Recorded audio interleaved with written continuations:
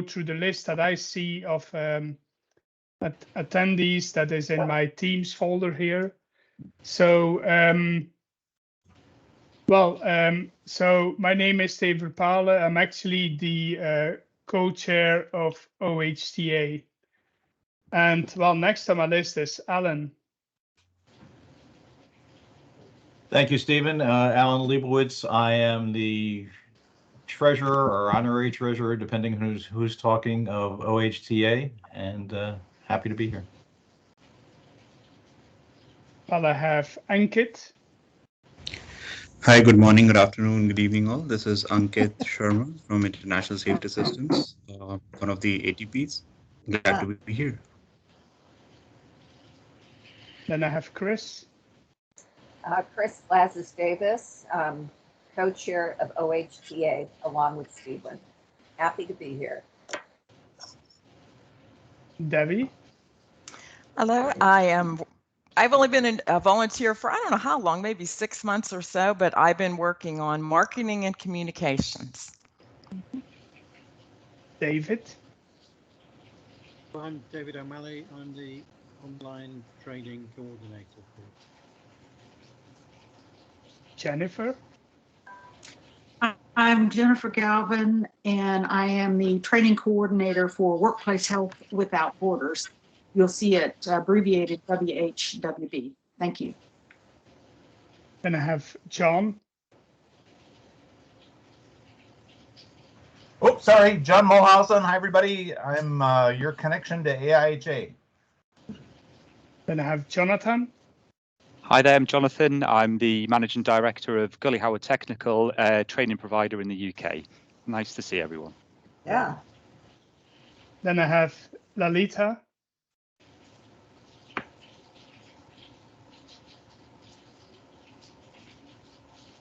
Yeah, hello everyone. This is Lalita, and I am the ATP training provider from India. Nice to meet you all. Nice to meet you. Good to have you. Then I have Lisa. Hello, I'm Lisa Williams from BOHS. Good to see you all. Good. Whoa. Then I have, well, MA. So, yeah, sorry for that. Yeah. Hello, it's Marc-André Lavoie. I'm from Canada. I'm a training provider. And so I do some work with the Canadian Board of Registered Occupational Hygienists. And I'm bilingual, so I get to give those courses in French also. Great. There we go. Maharshi.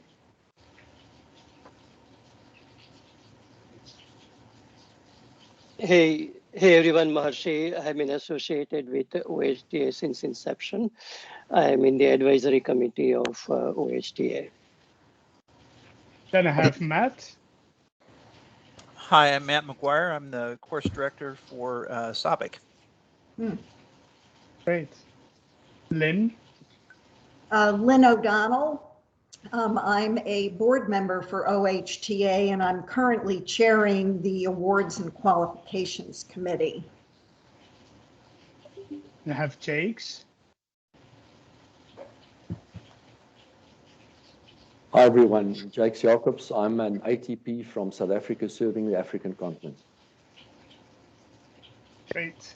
Then I have Rico, EHS. Not sure who's behind that. Hi, this is Shrenik from Vico DHS. I'm at the airport lounge right now, but I'm associated with OHTA since last 2 years. But before that, with GE tenure, I was associated with IoT. And since last 11 years, I have been as an instructor to the OHTA classes. I'm based in India. Thank you. Thank you. I have Richard Kenneville. Yeah, hi, Richard Quenville with T. Harris Environmental Management, Inc. I'm a training provider in Toronto, Canada. Then I have Richard Topless. Hi, Richard Topless. I'm a chartered occupational hygienist in the UK and a training provider with hygienics training. Great. And Sean? Good evening, Sean Chester from Apex Environmental. I'm the technical director and operating out of Durban, South Africa. Good evening, nice to meet you all. And Suzanne, last but not least. Suzanne Broadbent from the New Zealand Occupational Hygiene Society, and we're also an ATP.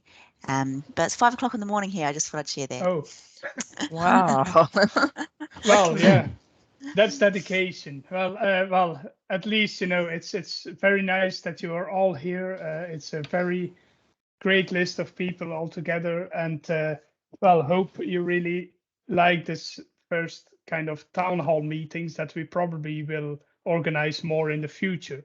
So if we go to the next slide, Vicky, I would like to give you some housekeeping rules that we try to achieve during this meeting. So if you're not speaking, we would like to ask to turn off cameras and microphones during the presentation to make sure that we have, for everyone joining, sufficient bandwidth as well. And we know that if everyone is turning videos on, that sometimes it becomes tricky. We will deal with questions at the end of the presentation, but feel free to submit any of your questions during the presentation in the chat box. And as you probably have seen, I come back to you, Tom. You have seen that this session is being recorded, and the recording, presentation, and any question not answered, for example, during the session, will be considered after the meeting and will be posted on our website. So a link will be shared via email to all participants, so you can look back to the presentation and to the recording if you missed anything. So, well, I see probably I missed someone, and that is Tom. Sorry, Tom.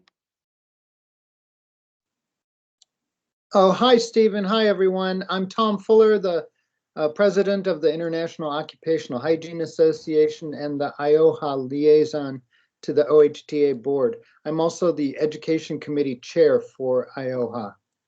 Thank you. Thank you, Tom. Sorry for missing you. Well, if we go to the next slide, Vicky.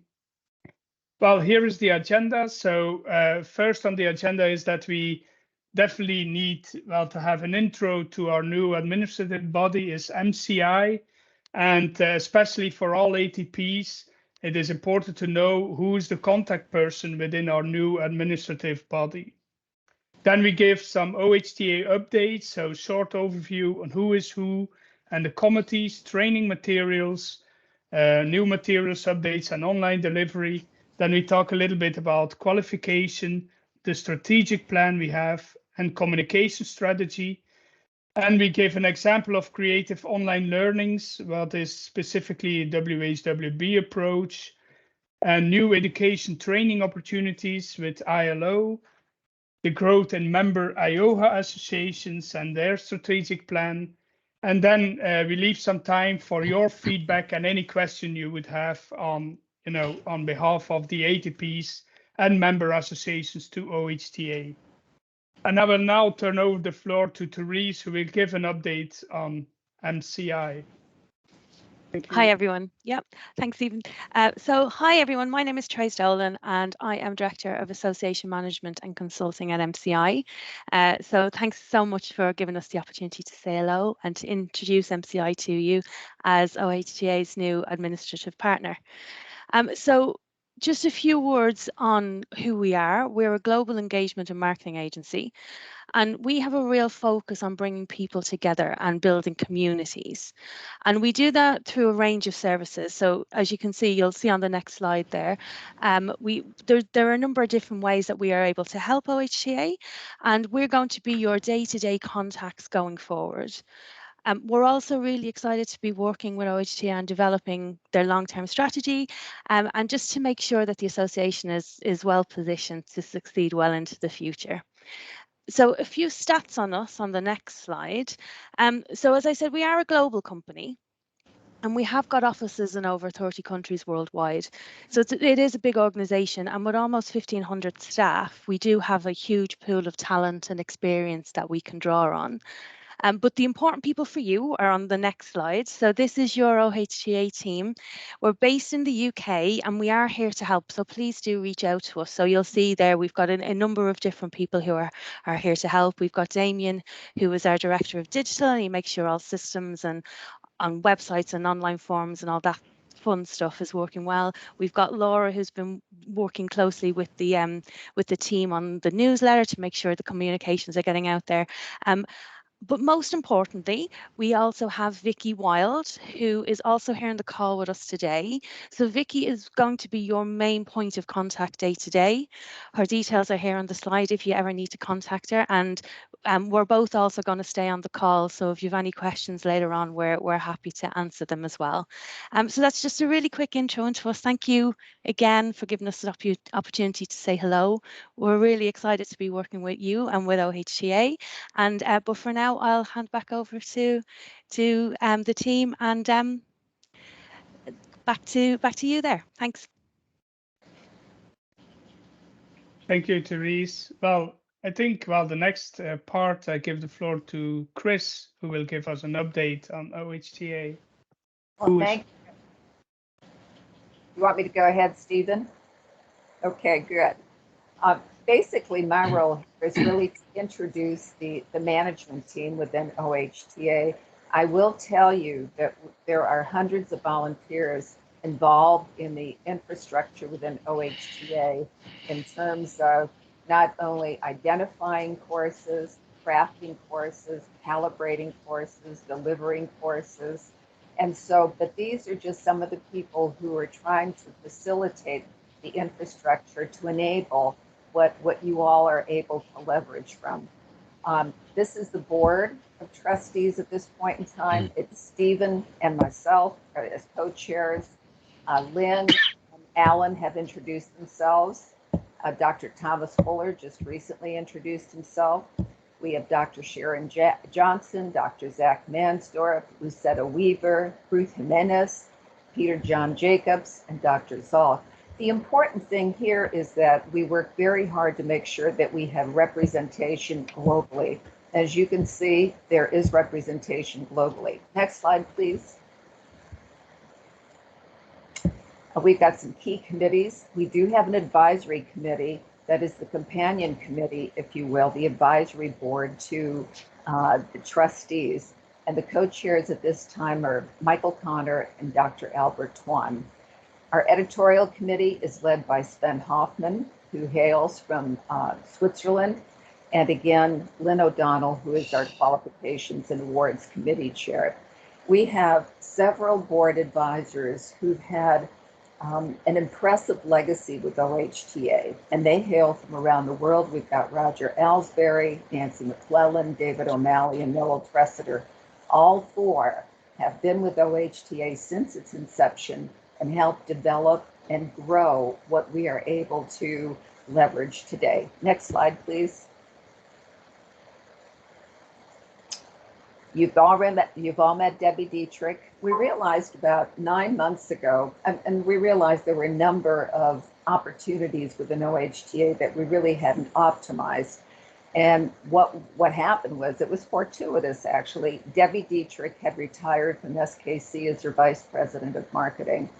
And we're lucky enough to engage Debbie in this process, but she, along with the UK's Jason Hodgkin, pretty much lead the Global Link newsletter and the learnings and the country developments that you see when you read that newsletter. Next slide, please.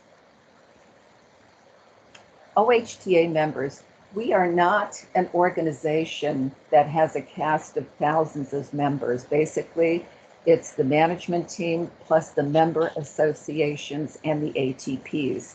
So our role is really to serve the associations as well as the ATPs. They're mostly national associations that have signed a memorandum of understanding with OHTA. They commit to support and promote the development and implementation of the OHTA International Training and Qualifications Framework, and they encourage, promote, and support the use of OHTA modules and qualifications. Member association reps have voting rights at an annual general meeting that we generally hold in the latter part of spring, And we also have the opportunity and encourage them to comment on relevant training provider applications. Many member associations and their volunteers are involved in editorial review and development, including translations. Next slide, please. And just the final two slides, we talked about the OHT member associations. They span the globe, and this is a map representation as to where the impact has been felt thus far. Next slide, please. At this point in time, a listing of our OHTA member associations, and it continues to grow. And I think we've got actually a few more than the 29 listed here. But we have an impressive array of global organizations all working together to deliver the kind of products that you request. I think that's it, Stephen. Thank you, Chris. And well, I give the floor now to David, who gave us, oh, sorry, someone waiting in the lobby, to give us an update on the training materials and the online delivery. Thanks, David. Okay, thanks, Stephen. I'm really presenting this on behalf of Sven, who wasn't able to join the second session.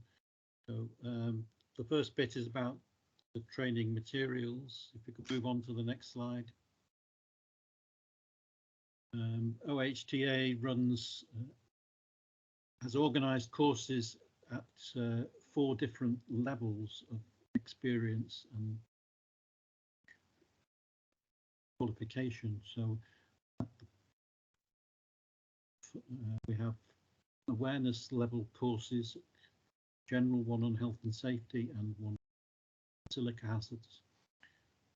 Foundation level, we have the W201 basic principles in occupational hygiene course, and that can be run in 3 different languages. The intermediate level for people training to become occupational hygiene technicians, they are all coded W500 series 501 to 507. And again, they're available in a number of languages. And we have a couple of specialist courses, one for the mining industry and a more recent one for the pharmaceutical. We'll move on to the next slide. This slide shows the status of updates or review status of the 7 intermediate level modules, the 501 to 507. The 6 out of the 7 have recently been reviewed or are being reviewed. So I understand the code for this slide is the 1 tick means it's being reviewed, and 2 ticks means the review is complete. So the exception is the thermal environment one, which was completed a few years ago now. And the next slide. This is a plea for others to get involved. So we ask our ATPs particularly, give us suggestions on improvements to any of the courses. Hand us any additional or derived teaching materials, but be mindful that we must be then given the copyright to those materials so that we can share them with other training providers. We're particularly keen on getting good illustrations, again, royalty free, they are welcome. And become a module reviewer. So if you want to do that, then get in touch with Sven. And I think on the last session, we put Sven's email address upon the chat box, so somebody can do that again. Moving on now to online delivery, which is really what I've been involved with in recent times. So when the pandemic hit everybody, it more or less stopped face-to-face courses being run all across the world. So we very quickly brought in the option of running the OHTA courses by online delivery. In order to do that, the organisation must first of all be an ATP already. They're then asked to complete an OHTA checklist document to clarify how they plan to run those online courses, and then submit that form to the team@ohtatraining.org address. It then gets reviewed by me, and I will discuss any concerns that I might have about the proposal with the ATP concerned and resolve the issues, and then I will issue an OHTA approval document. Those approvals are annual. They're being renewed right now, actually, mid-December for next year. In fact, the vast majority have now been issued. In order to try and ensure that we get comparable learning outcomes for the students to what we've had traditionally with face-to-face courses, we put conditions on those OHTA approvals. So the conditions vary from one ATP to another depending upon how they run the online courses. So how they're scheduled, the number of students allowed on each course, the number of tutors that are teaching at any one time, and the ATP's record of pass rates. So I tune the approvals to the particular circumstances of the organisation concerned. A particular problem with running online courses with the W500 series is traditionally we've had hands-on experience, people handling measurement equipment, and that becomes then a challenge of how we do that in an online setting. So we sat down with BOHS and agreed a guidance document, reference DH3, on how to carry out the mandatory practical exercises included in each of the W500 series courses. Next slide. So currently we have a total of 25 training providers who hold OHTA approval to run one or more of the online courses. Some run just one course. It's usually W201 if they only run one, but there's a couple that only run 504, the asbestos one. Others run a few different courses, and some run the full suite of W201 plus all of the 7 W500 series. So there's a whole mixture depending on the organisation. One runs the specialist mining course, A1001. Geographically, 7 of those 25 are based in the UK, 3 are based in Australia, 2 based in each of Canada, India, South Africa and USA, and 1 ATP is based in each of Indonesia, Ireland, Kuwait, Malaysia, New Zealand, Nigeria and Singapore. So you can see we've got a very wide geographical spread around the world of these online courses being run. And the next slide, please. Oh, that's me done. I think I'm handing over to Lynn now. Thank you, David. Next slide. I'm Lynn O'Donnell. As I mentioned earlier, I'm on the board of OHTA and I'm currently chairing the Awards and Qualifications Committee. This slide, you can see the representatives we have who are currently serving on the Awards and Qualifications Committee. Next slide.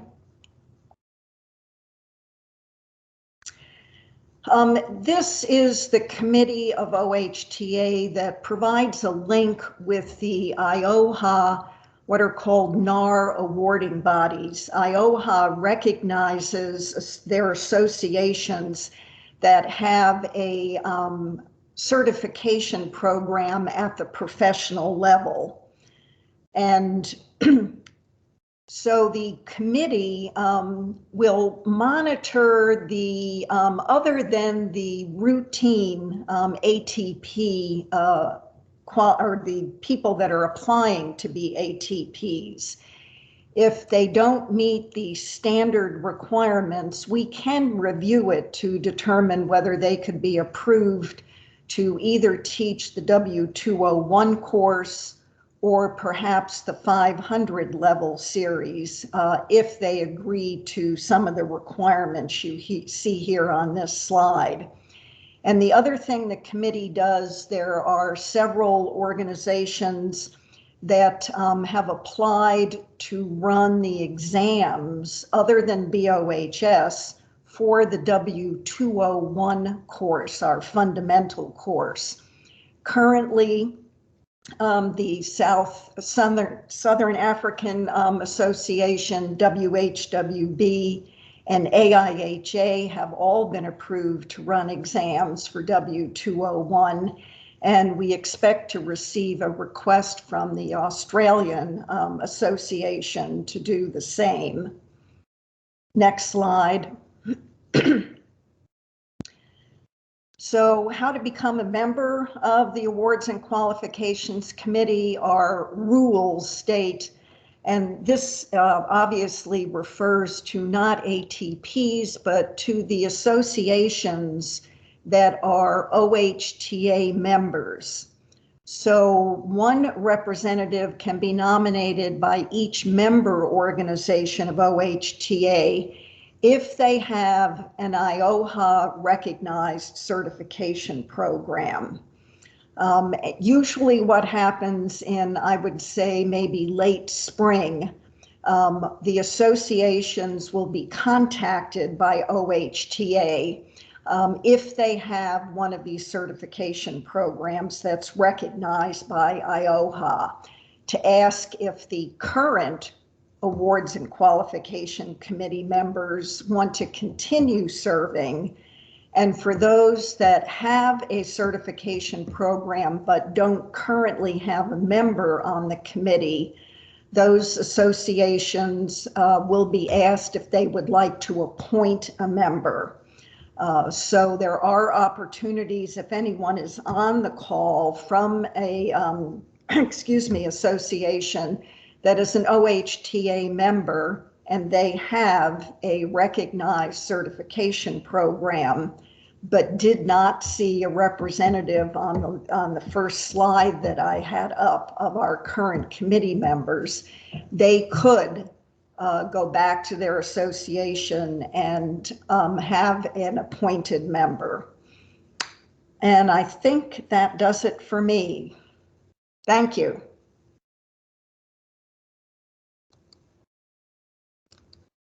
Thank you, Lynn. This is Alan Leibowitz. If you can go to the next slide, I'll talk about our path forward. And this is based on the strategic plan we did last year, which will be updated a little earlier than it typically would early next year, because of the work we're starting to do with MCI, as you heard, our new service provider, and we're looking at new options and opportunities. As a general summary, we are expanding our course offerings and audience. At least that's our intention. We are focusing on our core mission, which we sometimes had not focused as much as we would like, really focusing on those in need. We want to communicate better to all parties who might be able to use our services, what we have available. And the newsletter is a great tool to start doing that. And we've rolled out a new website. If you haven't gone over to the new website, it is quite easier to navigate than it was in the past. And go take a look. If you have suggestions on how we might improve it, we're always looking for those. Second element, we're going to be focusing on training program development. We've, as you've already heard, migrated a number of courses to online. We'll be doing more of that. and providing more opportunity for folks who may not have the opportunity to be in person at different locations for various reasons to take the courses. It provides us with a real opportunity to spread the message of OHTA and the education we provide to a broader audience. We'll be looking to rationalize courses. If there are any courses that are really unused, they may be phased out unless we can find a user group that makes more sense for us. Remember, each one of these courses require a considerable dedication of resources, and we want to make sure we're focusing on those that provide the most value. And we will be evaluating emerging needs, and we look for suggestions from our ATPs and anyone who uses our material on areas we should be looking at in terms of developing new courses or updating the courses we already have. We'll be looking to broaden our translations. And if you have some capabilities in-house to help us with that, remember, all of this is volunteer, so that the way we translate our offerings is by people volunteering to help us do that.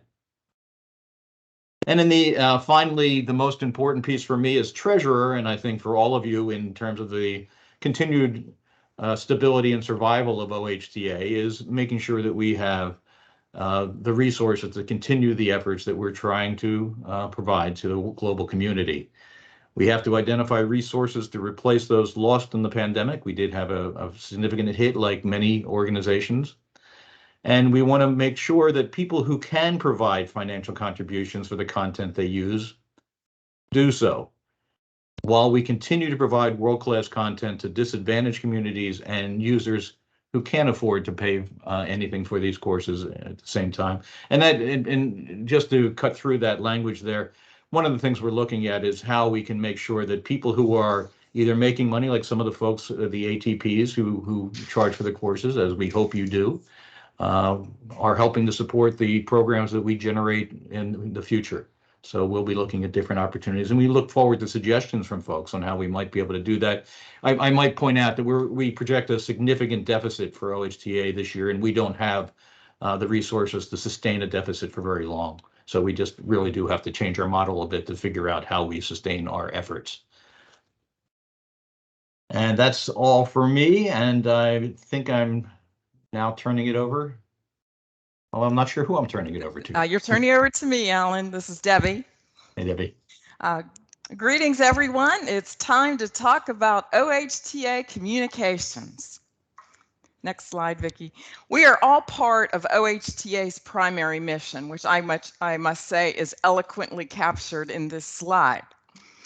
And now, to advance that mission, OHTA has new strategies to better communicate who we are, what we offer, and what we have achieved through the efforts of the global OHTA community. And that includes you. I only have ATPs listed because I didn't know the members were going to be here. That obviously includes you too. ATPs and members are the face of OHTA to the world. And you fulfill the OHTA mission in your country and communities. It is critical, therefore, that OHTA has active dialogue with each of you, back and forth. So let's look now at our new communication strategies. First, we have the Global Link newsletter released approximately bi-monthly.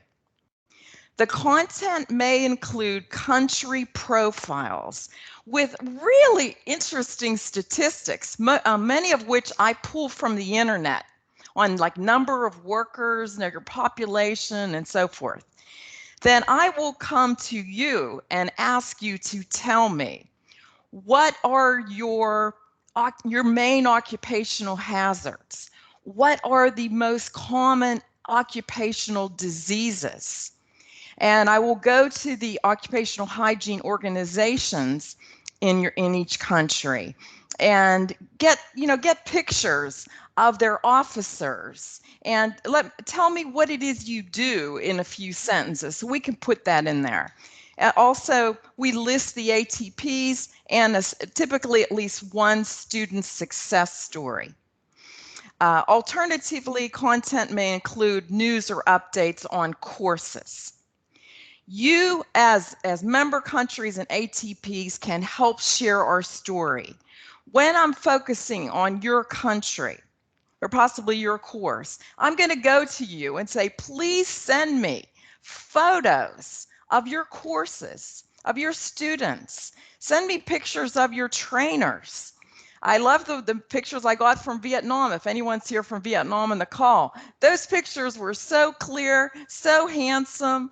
It was just great. And I think everyone felt so good just reading the newsletter with the photos. Same with the students from India. Also, we will ask you to help us tell some success stories of OHTA students who have made a significant contribution. Okay, next. We may also do, in addition to say a newsletter that is 3 or 4 pages, we may also do short news releases, maybe what we might call press releases, that in a couple paragraphs feature an OHTA event, like we did with International Day at the BOHS conference. These simple newsletters gave us the opportunity to tell people about the event prior to it, and then to share with anyone who was interested all of the abstracts from the OHTA International Day on a very short, concise communication. We're also doing social media posts. We are currently posting on Twitter and LinkedIn. We made a decision that Facebook is really not the place that we felt we wanted to exchange our OHTA information for a number of reasons. So look for us on Twitter and LinkedIn. Again, ATPs, member countries, can help share the OHTA story, translate and share OHTA news in your own publications, newsletters, or your social media pages. It doesn't take much for you just to hit share, and we can reach a whole wider audience. Okay, now on these last 2 slides, they are very important. So we could go ahead and advance, Vicki. The 2 last slides are very important because they have action items, particularly for the ATPs. ATPs have a critical role in OHTA communications. First, in how you advertise the course. Simply put, ATPs must advertise them as OHTA courses. They are not BOHS courses. Given the history, we understand any confusion, but you did receive a detailed letter on this subject in September. And just as a reminder, the course materials belong to OHTA, and the approval for ATPs to use those course materials come from OHTA. So in your advertisement, please include what we say in English, I don't know how it translates, OHTA branding, meaning use our logo if possible, our OHTA official course name and our course number. We have thought about, and hopefully maybe we'll do it next year, of having MCI create like an ad template that would be like a PDF file that you could edit, that would have like the format that we would like to see for course advertisement, with giving you, of course, the capability to add your own company profile and your own personal style. Next slide. The last thing I want to talk about is ATPs in the other critical role for ATPs in communications, and that is posting course details on the OHTA website. This is free advertising for you, and it makes it easier for you to reach occupational hygiene managers and potential students globally. You may think, well, I'm doing a course in, I'll just pick a country, Indonesia. So I'm just gonna advertise, put it, you know, for Indonesia. That's my market. Well, there could be an occupational hygiene manager in Chicago who's desperate for a class but doesn't know there is one. Or if you offer an online course, you can pull your students from anywhere, any country, as long as they speak the language. So please post it. Now, if you look at this screenshot, I just wanted to show you, I took this maybe a couple weeks ago, a screenshot. We only have 5 total courses posted on our website. And Suzanne, 4 of them are from New Zealand. So good for you, yay. But yeah, when I looked at this, I tell you, as a new volunteer, it shocked me that this does not make OHTA look good when we're doing all this great communication and newsletters, and they come to our website and they only see 5 courses, 4 of which are in New Zealand. Where the heck's the rest of the world? So I understand. No, also reminder, it is your responsibility as an ATP to post it on the OHTA website. And I, kind of got the feeling that with the new website, maybe some of you don't have the login, you don't have the instructions.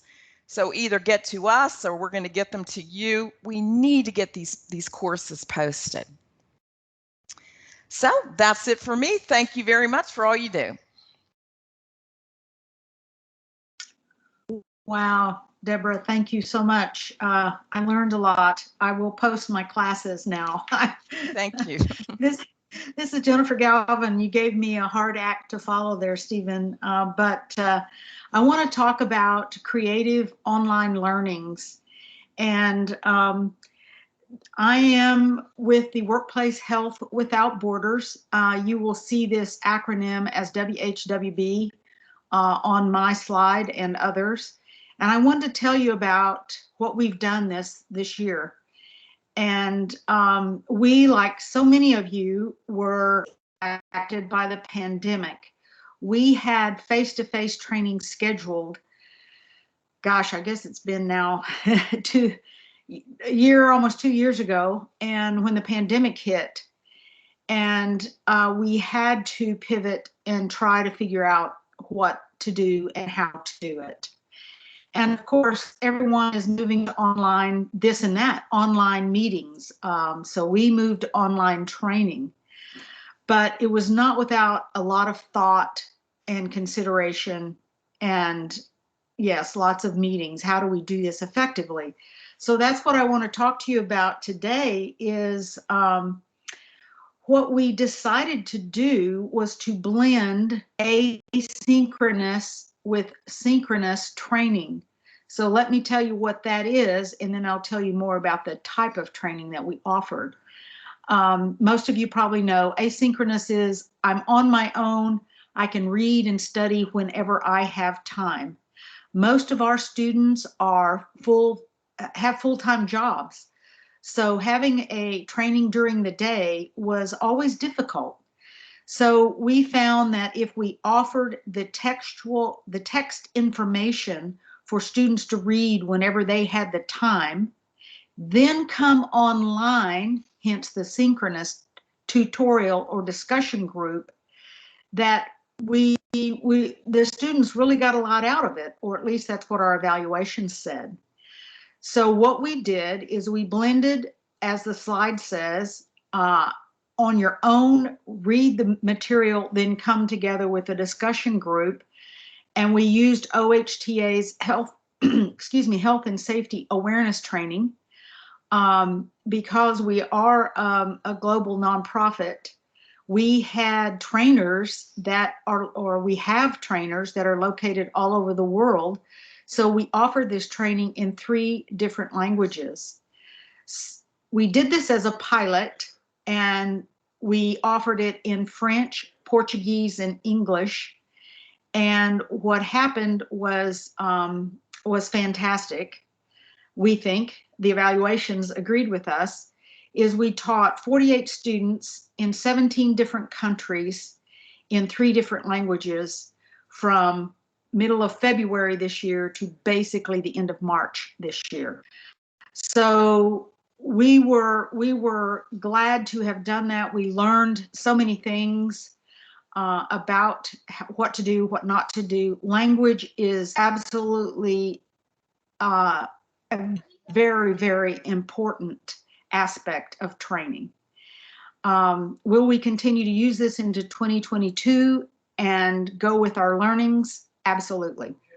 So we are continuing our training in French, just finished. Portuguese, the second class was impacted by our trainers being infected with COVID. So we are currently also planning another English training that I'll talk about a little later here.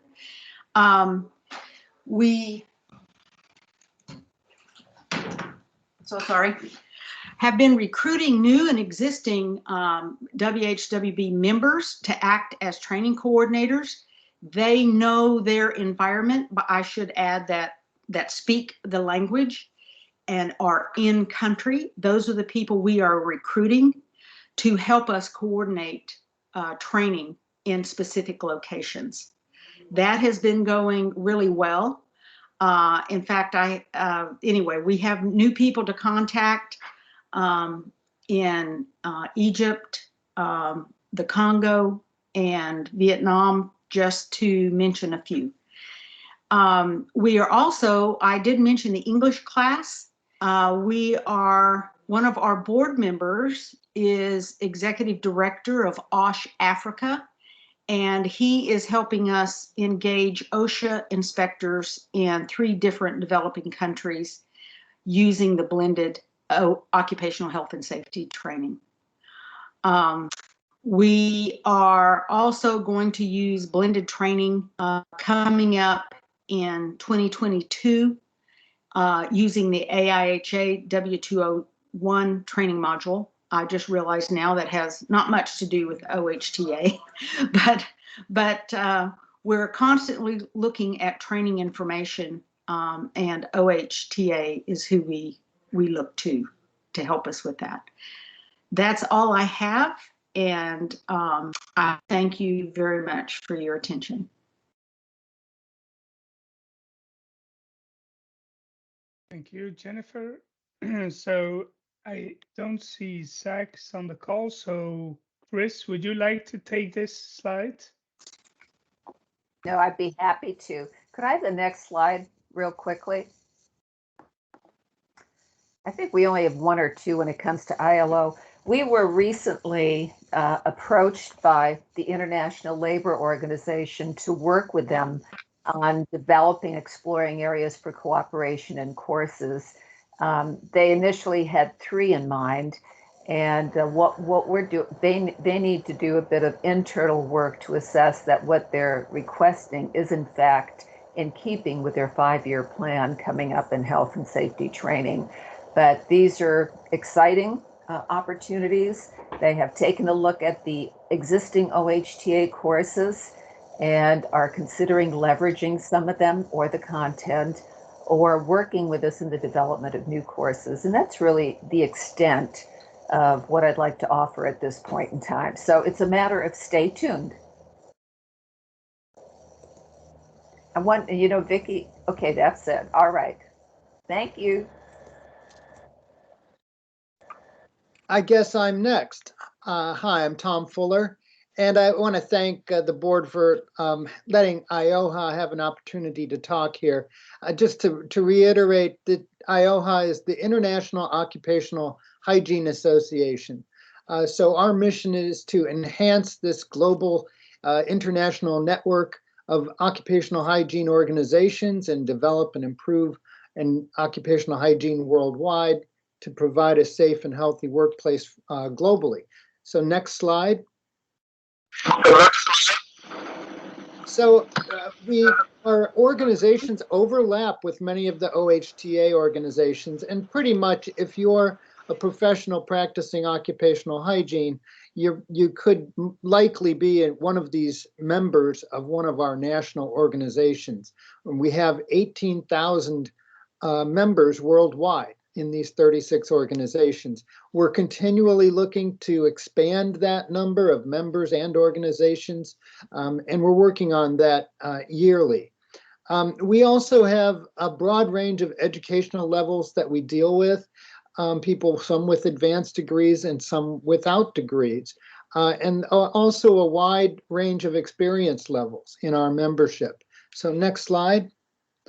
So as the chair of the education committee, we do a lot of things, but if we think about how we interact with OHTA, we are looking at our objectives here to expand awareness and understanding in the profession through curricula development and looking at different types of educational needs and experience levels. And then we're developing these training programs, professional capacity, and really a large focus on economically developing countries and working on collaborative projects to expand these training programs internationally. We also support international conferences and training sessions on topics of special interest and concern to our members. Next slide. And that's all I had for IOHA, but thank you. Yeah, thank you, Tom. Well, I think now's the time, actually, and it seems that we had used a little bit more time than the first session, but I think that's because more people with topic slides were actually talking in this session. So, but now, you know, we really want to open the floor to you, the ATPs, and member associations, if they are in this call, to give us some feedback or, you know, ask any question that you would have related to our, let's say, relationship, things that can go better, for example, or, you know, things you will want us to do for you, and vice versa. So, well, the floor's open, and yeah, someone can just take the floor, and I'll open your video and microphone to ask a question. I followed the chat and there was nothing in there yet. But the only thing I wanted to say maybe is that probably, you know, the Teams is not a very interesting tool to have to capture all participants for meeting minutes, for example. But as I missed some of the representatives in the introduction in the beginning. So I see one question if it is possible to provide contact information for board members and committee chairs. Yes, probably. Yeah, we can do that. I think it's not on the website. And well, Richard, I was just wondering what the reason is to have, you know, direct contact with board members and committee chairs. Well, I've got, I guess I have questions in the process for, like, I've delivered one of the courses already last year, and with the difficulty in communications was not decided not to do the examination because it was my internal people. But I definitely want to do the full process this year with the 500 series courses, and I just want to be able to ask questions when I'm trying to figure out what I need to do next in terms of the process. Richard, I would suggest that this is David O'Malley. I would suggest that you direct questions to Vicky. Okay. On the. I've got her contact information. I wrote that down. Yeah, and then she will redirect it to whoever the relevant people are. Okay, that's fine. Thank you. Stephen, would you mind if I asked a question? Yeah, sure. No. Okay. Go ahead. I'm following the chat. Okay, good. Well, you know, kind of an open-ended question for anybody who'd like to respond. You know, you've heard our presentation and what we think we can do for you and hopefully do better for you moving forward. But do you feel that you get enough support from all of us in the administrative staff? And if not, what would you like more of? Where can we optimize?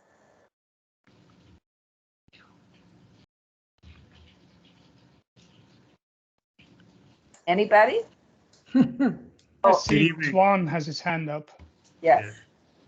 Yes, I would like to ask that how often the ATP have to reapply? You don't have to reapply. Once you've got ATP status, that you retain that unless your director was to change, And then you would have to update it. David, I think if someone is approved as an ATP, but they do not deliver courses and are essentially inactive for 3 or more years, I think they do have to reapply. Okay, But yeah, if they have done nothing after, receiving ATP approval, but they don't deliver courses, then I think there is a time period. But if you're active as an ATP, then no, there is not a reapplication. That's good. Thank you. As far as online approval is concerned, that's an annual basis. Yeah. But those who have it already and have run courses, it would be renewed automatically anyway each year. Okay. I see Sean has his hand up, so Sean, please go ahead. Good evening. Yeah, thanks for the time and thanks for the presentation. Really exciting stuff. Looking ahead, and yeah, you've achieved so much as an organization, and I just want to say thank you. I know from my team they say the support is incredible, and yeah, Nadia and Dee, both of Nadia is online over here as well. She is she's actually the head of the OHTA initiative for Apex Environmental. And she's an occupational hygienist, registered with SIO, as well as Dee French, who is the chief administrator, and I'd maybe like them to come on as well. But just from a personal experience, I'm also a senior assessor, examiner for SIO as well. And also I was the ex-chair of the Professional Certification Board. And in conducting the oral assessments with the people from SIO, or the candidates upgrading from assistant to technologist, or from technologist to hygienist, I have to say that the people that have done the OHTA courses, the 7 OHTA courses, have generally operated and presented themselves far and above, head and shoulders above people that have actually just gone through organically or through their university degrees to do that. So I think it's a really, really good feather in the cap for people to actually know that, and I think it's an incredible initiative. This, so thank you very much. I don't know if Nadia or Dee would like to come on and say something from the Apex side of things on their experiences. Thank you. Thank you. Yes, thanks, Sean, and thanks, team. I must agree with Sean's sentiments on that end. I mean, I've been, training these courses for about, I think, 2 years now, or 3 years, going on 3, and I've only had positive feedbacks. I mean, with the support that we have from your admin team on that end, specifically because we train not only South Africans, we train a lot of the other neighboring African countries. So that's like your Swazilands, your Botswanans, Namibians. So it's we're reaching out to a lot of audience in the African continent. So I've only had positive feedback from those guys. A lot of them, haven't even understood, occupational hygiene from, the basic 201 principles, and from taking on those the basic 201 principles, they've decided to actually, make a career out of it. So it's only, been positive on our end, and a lot of them are returning students, trying to go for the next courses, and also, the senior level ones as well. So yeah, thanks to the OHTA team for, their support on our end. We struggle a lot with the language barriers. because you know, the interpretation of questions is somewhat hard on our end, you know, the way, you know, we speak English compared to, you know, the British English as well for specific African countries. It is a bit difficult. I received that feedback. However, you know, you guys always support us and say to us, you know, there's an advantage to those teams who actually, you know, have English as their second language, and they often give us extra time for that as well. So in terms of, supporting us in that way, it's much appreciated on our end as well. Yeah, I think the former session, to come back to what you were saying, actually, it was clear that, and David pointed that indeed, you know, from people having the language barrier, that there is a possibility to, well, apply to BOHS for extra time for the exams. So it seems that not all ATPs are aware of that. So maybe, well, I just mentioned it here because it was in the former session that it was actually came out. So, and it might also be interesting for other ATPs to know about this. So, but I see another hand up, but well, I think it's D. It's D, yes. Go ahead, Dee. Hi there. Sorry, I'm having problems with my mic, it seems. I also want to concur with what Nadia was saying. We've had an incredible support from the team at Bose and OHTA. If I send an email, and even bearing in mind that we have a 2-hour at this point in time difference, they get back to us almost as soon as they're back on their computers. So yeah, I want to just say thank you to everybody. It's been an absolutely fantastic experience, and our last set of marks were incredible. So we're very happy. Thank you. Yeah, thanks. That's great news. I'm not sure if there is anyone else who has some questions. I don't see anything showing up. Oh, I see another hand. So Jake's. Hi, Stephen. Yes, so you folks were working, or OHTA is busy working on revising material. I'm curious to know, or maybe share with the other ATPs, how's that coming along? How do you see that process rolling out in 2022 in the coming months and years?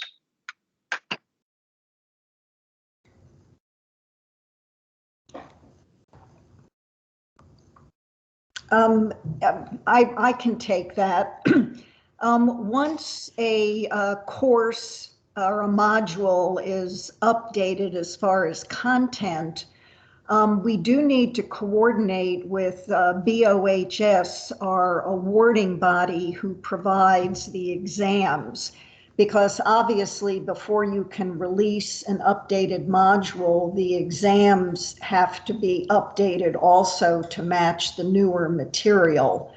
So I think with the number of the modules that are currently undergoing revision, that will be the next step, is to have the exams updated before we're able to release the updated modules.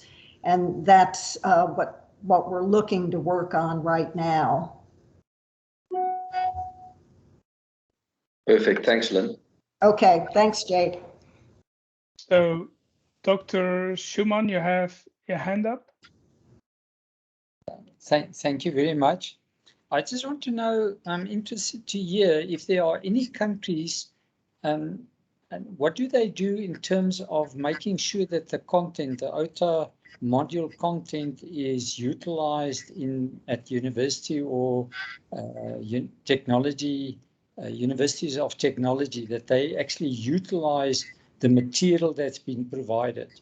Because I've been struggling in South Africa now for many years to actually get approval that they would in some or other way approve service providers that basically offers, let's call it the OHTA content and more than that. but it doesn't seem to happen. So I don't know if any countries is using that in other way, or what do they do to make sure that the universities or universities of technology utilizes the content?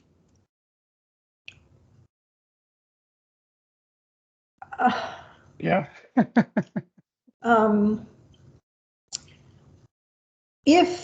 And I'm not sure that I understood the question entirely, but certainly with OHTA approved ATPs, they would use the modules and the content as they're provided.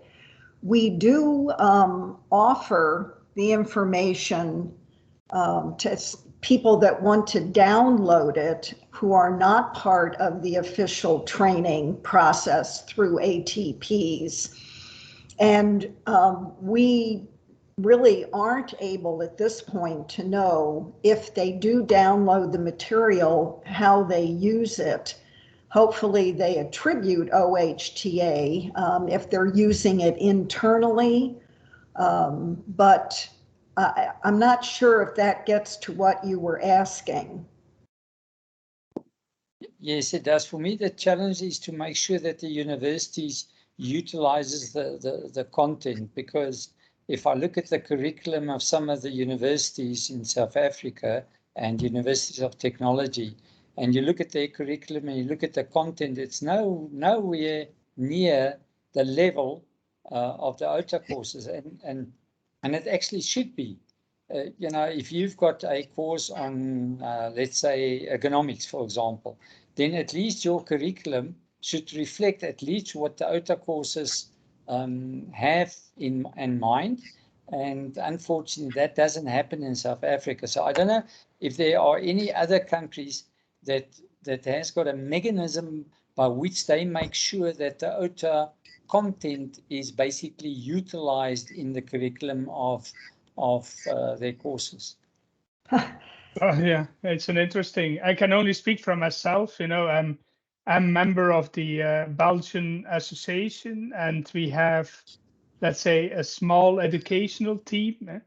And so we make sure that all universities teaching any course in occupational hygiene fulfills the complete requirements of the curricula of the OHTA, at least from the, let's say, based on the level we want to teach.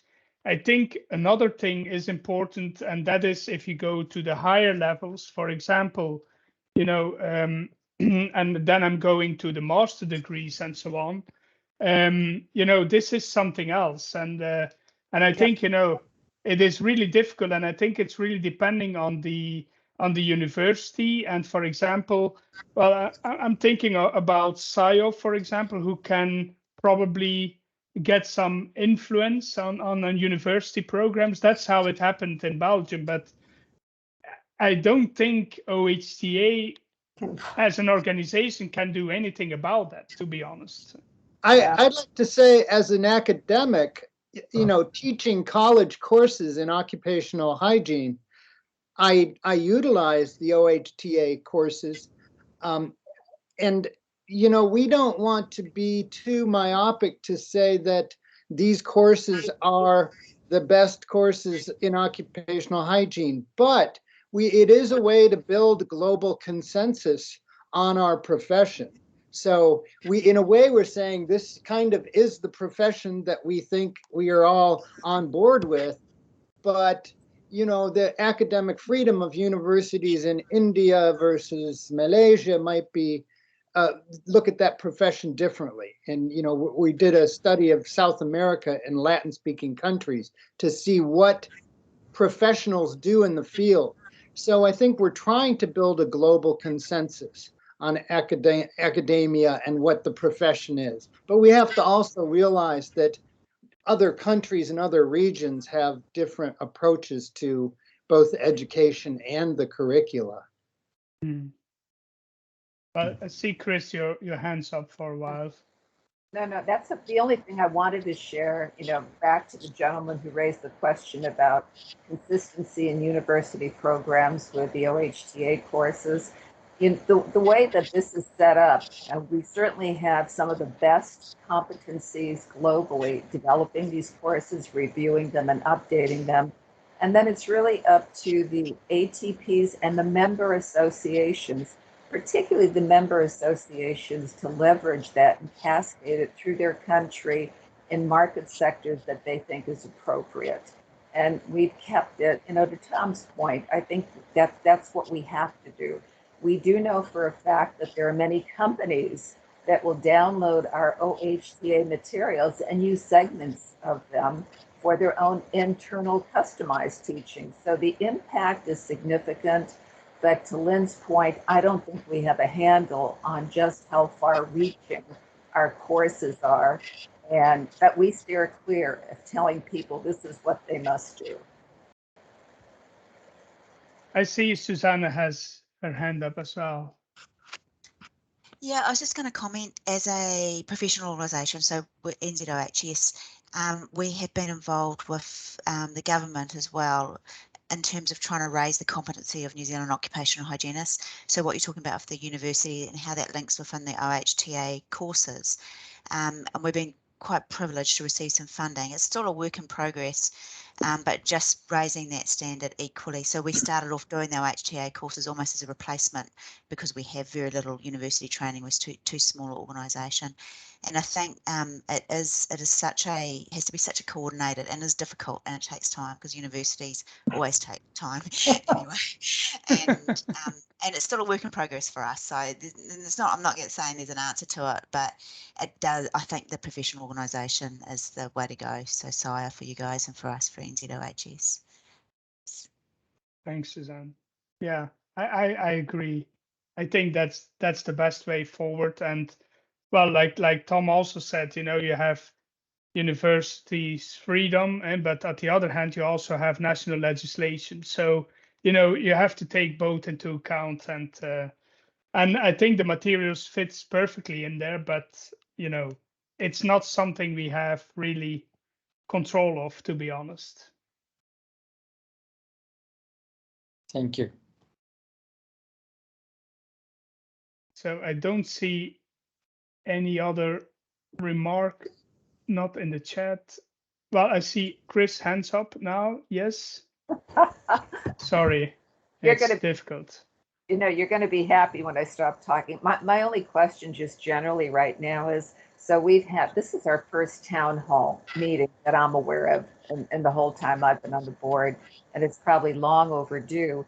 But given everybody's sense of the town hall meeting and what value is presented to them today, how often would you like to see these town hall meetings discuss various issues or items? Is there some sense as to whether it ought to be once a year, twice a year, 3 times? Any feedback?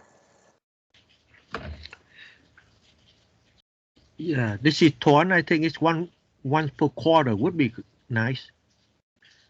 Yeah. I'm assuming it might be on varied topics. Yeah. Yeah. That would make sense.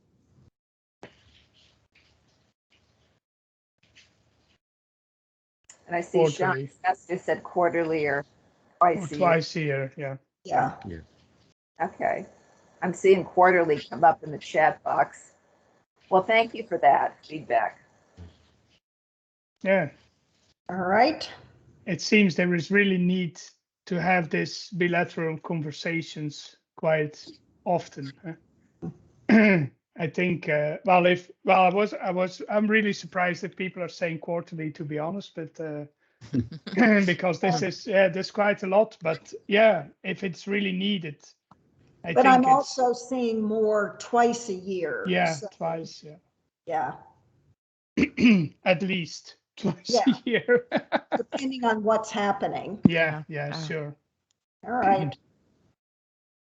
Yeah, but I think, like Debbie also said, I think the newsletter and, the website is already a very good channel to get to know everyone. And I think, like Vicky already told, any question will be directed to the right person if you have anything. And if it's, I think, we have to make sure that we that we know all those questions, that we have an idea on what's going on, and then maybe based upon the teams that are, really of high importance, we can build some kind of, let's say, those town hall meetings, because you cannot tell 4 times a year the same story. I mean, makes no sense. All right. Well, we are definitely over time. I would like to thank, from the whole board, all participants. I think it was really helpful, both for us and hopefully for you as well. And you will probably hear from us very soon if we digest everything that was talked about in those 2 town hall sessions. And please don't hesitate to contact any of us if you have further questions. Thanks a lot and have a nice day, evening. I'm not sure what else, noon, wherever you are. Bye-bye, everyone. Okay, Bye. bye everybody. Thank you, Stephen. Good to see you all. Bye. Bye.